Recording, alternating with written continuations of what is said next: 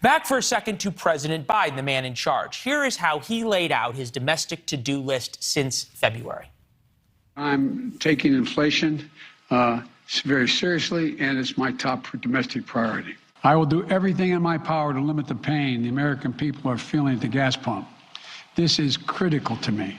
Everything in their power to expand quality and affordable health care coverage.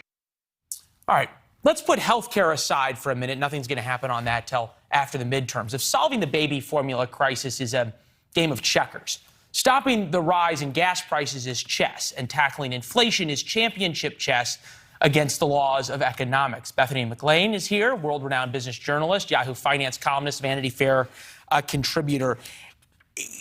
As much as both sides would like to make the gas prices issue a very easy solution or not, depending on which political side you're on, is there anybody in business who thinks the solutions are all that simple? No, it's ridiculous to pretend that there's an easy answer to this problem, and it's ridiculous to politicize it.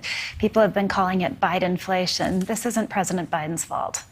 On the other hand, in fairness, if you look at the inflation charts, it all started in January, and a number of President Biden's policies have been really responsible, perhaps, for some of the issues? I would argue that the inflation we're seeing was put in place by the Federal Reserve, which Federal Reserve policy stretching back since the global financial crisis. And the Fed is non-political. And in fairness to the Fed, they were trying to do their best for the American economy. But keeping interest rates really, really low for all these years has come with a cost. And then there's the COVID pandemic, which has caused all sorts of supply chain pressures. And that obviously has contributed to inflation dramatically. And then the war in Ukraine. All of which are true. How much more Americans are paying for gas per year? Yarden Research now, $5,000 a year in gas for the average American family compared to $2,800. As you go around the country talking to CEOs and business leaders, is there anybody who doesn't think we're going to end up in a recession? I am having trouble finding anybody who doesn't believe that. I think the economy is headed for a tough place. And what's really, really unfortunate about it is that, yes, those are the gas price costs for the average American family, but it really hits low-income families the hardest. They spend roughly a third of their income on gas, on fuel prices, and that's more. It's about triple what an average American family pays.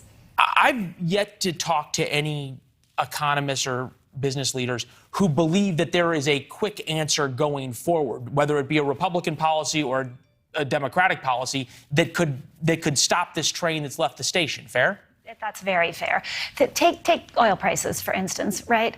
Oil prices are set on the global market. The idea that this is profiteering by American oil companies that are somehow responsible for the high price of oil, it's insulting to Americans' intelligence to pretend that that's the issue. And Republicans might say, well, there's a lack of drilling in America. That's due to investors' lack of willingness to finance drilling in America. And that has deep, deep roots that go well beyond any political party. Right.